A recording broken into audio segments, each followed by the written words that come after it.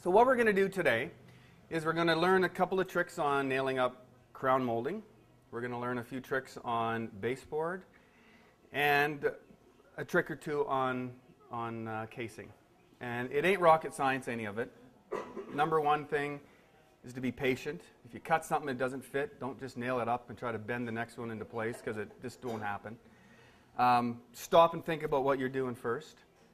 And you'll see my saw here has a lovely guide on it, or guard on it.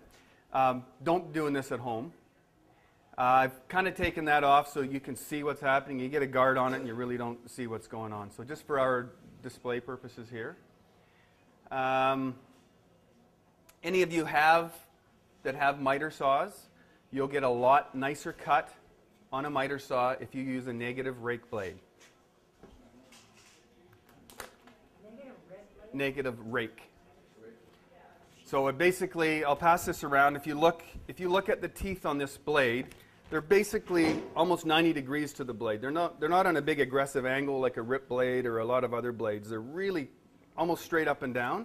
And what happens is, if you look at the curve of a blade, if you've got the blades curved and then you've got a really aggressive angle on it, as you're coming down, that tooth is just ripping through the last of it. And it just doesn't cut as smooth as a negative rake blade. Everybody has them. We sell a Freud. Gluing these moldings together, we have two products. It's an accelerator and a CA glue. Basically, it's crazy glue. You buy one, don't stick your fingers to anything, because in 2 seconds you're stuck to whatever you got. So you got to be careful with it. But it really, really, really works well when you're coming around on moldings and capping ends and doing stuff like that. It really is. It's an awesome product, and it saves you trying to pin nail a 45 and it's splitting. And so we'll use this today too. So, okay. Well, there's a few tricks that really work well with the crown mold.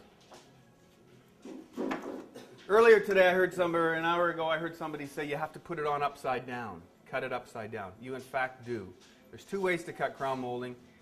I'm an old guy that has been doing this for years, and before they came out with sliding compound miter saws with angles like this, all you ever had was a straight miter saw. So I used to do a way more crown mold on a straight miter saw. I still prefer it. The problem is when you get into the 7 or 8 or 9 inch crown molds, you can't do that. So you need to be able to flop it on its side and cut it differently. So basically, you got to think about this. If your crown mold goes up this way, and you're mitering it, you need the long point on the top coming to the short point down. So if you put that on your miter saw, there's no possible way that's going to happen unless you turn it over and set it on your saw this way. And if you do that and you set your angle, now you're cutting the way that has to be cut. You have no option. There is no other option. If you're going to use it laying down the way that you can do it today, you can get the exact same angle. And on the back of the saw, you'll see, we'll look at this all later. At the back of the saw, you'll see two magic little numbers, and one is 33.9. So if you set this to 33.9, and on the front, there's another angle, 31.6, you can attain the same angles by laying it down. So this time now, it doesn't matter how big a crown mold you've got, you're going to be able to cut it. The problem with that is every crown molding sits on the wall at a different angle, so you got to play around with this angle to try and figure that out, and that's very difficult to do. The standard moldings that have the same angle on all of them, it's set on the saw for you. It's easy to do. Okay? So first thing you do, these are the little tricks that work. If you take a little chunk of molding,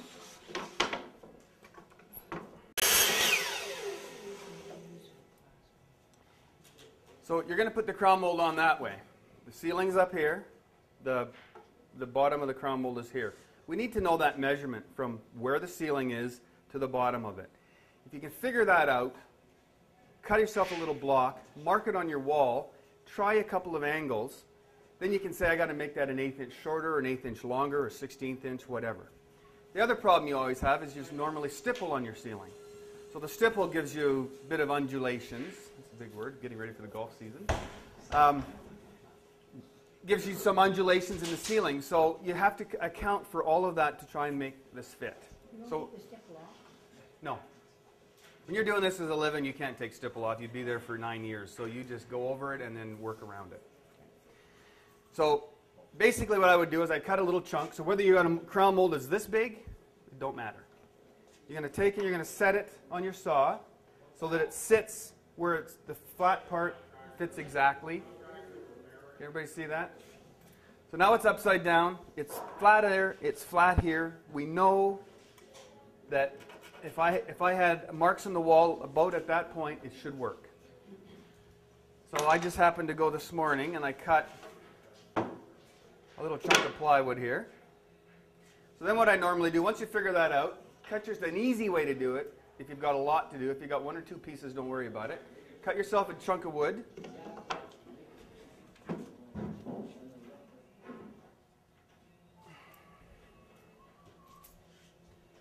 Mount it on your table saw so that the size then.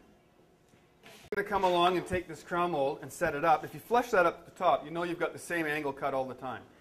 Because if you cut once with it like at the right height, and then once you've got it set down on an angle like this, and then once you set it up like that, you ain't going to have one miter that's even close to becoming the same. They have to be cut all equal. So if we do that, we could say, okay, well, chances are this is all going to fit.